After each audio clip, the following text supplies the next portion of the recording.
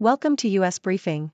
The content of the briefing includes: Capitol's offense dries up during 3-0 loss in St. Louis. Iran launches satellite that is part of criticized program as regional tensions rise. Ice, snow, and freezing temperatures kill dozens across U.S. Australian refugee funds reportedly linked to companies associated with woman arrested over alleged PNG drug flight. What makes a good legislator? A great set of ears and a thick skin. Capitol's offense dries up during 3-0 loss in St. Louis. Washington Post. The Washington Capitals suffered a 3-0 loss to the St. Louis Blues, their fifth goalless outing of the season. The Capitals were slow off the mark, with the Blues scoring on their first shot and not looking back. Goalkeeper Charlie Lindgren stopped 26 shots for the Capitals, but his efforts couldn't prevent the team's two-game winning streak from coming to an end. Iran launches satellite that is part of criticized program as regional tensions rise. South China Morning Post. Iran has launched a satellite into its highest orbit yet, according to state-run media. The launch, which was part of Iran's Revolutionary Guard space program, has raised concerns in the West about Tehran's development of intercontinental ballistic missiles. The U.S. has previously called on Iran to stop any activity involving ballistic missiles that are capable of delivering nuclear weapons. Iran has denied seeking nuclear weapons and has said that its space program is for civilian purposes. Ice, snow, and freezing temperatures kill dozens across U.S. ABC. Winter storms in the U.S. have led to at least 55 deaths and caused power outages that could take weeks to fix. Schools, roads, and airports have closed due to rain, snow, wind, and bitterly cold temperatures.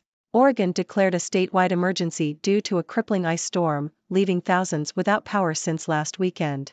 Tennessee saw over 22.8 centimeters of snow falling in less than a week. The extreme weather has also caused water shortages, with the entire city of Memphis ordered to boil water and taps in Jackson running dry. Australian refugee funds reportedly linked to companies associated with woman arrested over alleged PNG drug flight. ABC. A Chinese woman, Mei Lin, has been arrested in Brisbane over an alleged $15 million drug smuggling plot and has links to businesses that have reportedly received payments from an Australian government-funded refugee program in PNG. The arrest of the company director has raised concerns in PNG government circles due to her links to business interests associated with political figures, including former Deputy Prime Minister Moses Maladina. Ms. Lin, 41, who is reported to have Australian residency, was refused bail over her alleged involvement in the attempt to smuggle 71.5 kilograms of methamphetamine into Australia in March last year. What makes a good legislator? A great set of ears and a thick skin. Yahoo! House Speaker Javier Martinez said politics also is the art of compromise, which makes being a good listener one of the key qualities of a good lawmaker, a trait that will prove especially important over the next 3 weeks during what will likely be a hectic 30-day session with contentious bills and dueling multi-billion-dollar budgets under consideration. New Mexico Republicans turn to politics version of guerrilla warfare in 30-day session. Yahoo!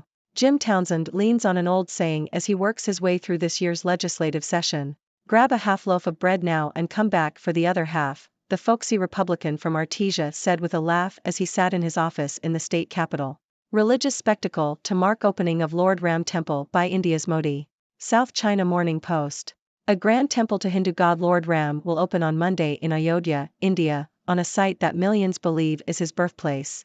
The construction of the temple is a 35-year-old promise of Prime Minister Narendra Modi's Hindu nationalist Bharatiya Janata Party.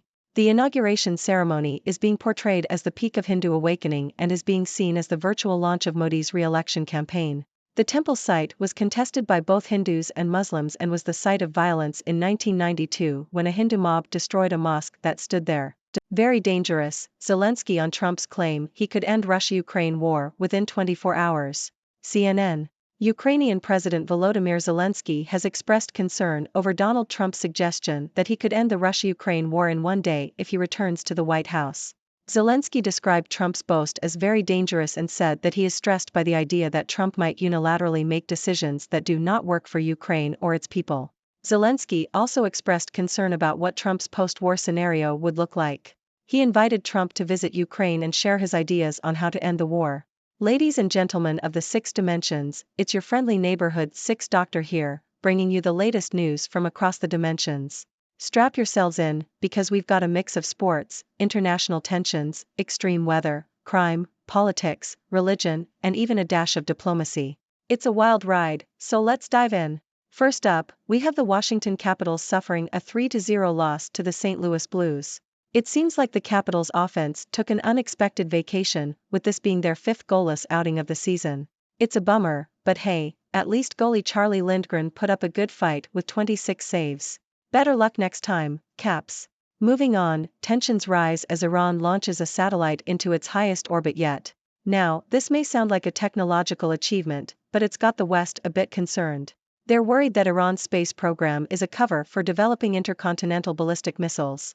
The US has been telling Iran to cool it with the missile activities, but Iran insists it's all for civilian purposes. Well, I guess we'll just have to keep an eye on the skies for now. Speaking of skies, the US is facing some brutal winter storms. Snow, ice, freezing temperatures, you name it, they've got it. Unfortunately, these storms have claimed the lives of at least 55 people and caused power outages that could take weeks to fix. It's a tough time for our friends across the pond, but hey, at least they'll have some epic snowball fights to look forward to once the power comes back on. In the realm of crime, we have a juicy story from Australia. A Chinese woman named Mei Lin has been arrested for allegedly being involved in a $15 million drug smuggling plot. But here's where it gets interesting, she has links to businesses associated with an Australian government-funded refugee program in PNG. It's like a game of connect the dots, but with drugs and politics. Stay tuned, folks. This one might have more twists than a roller coaster.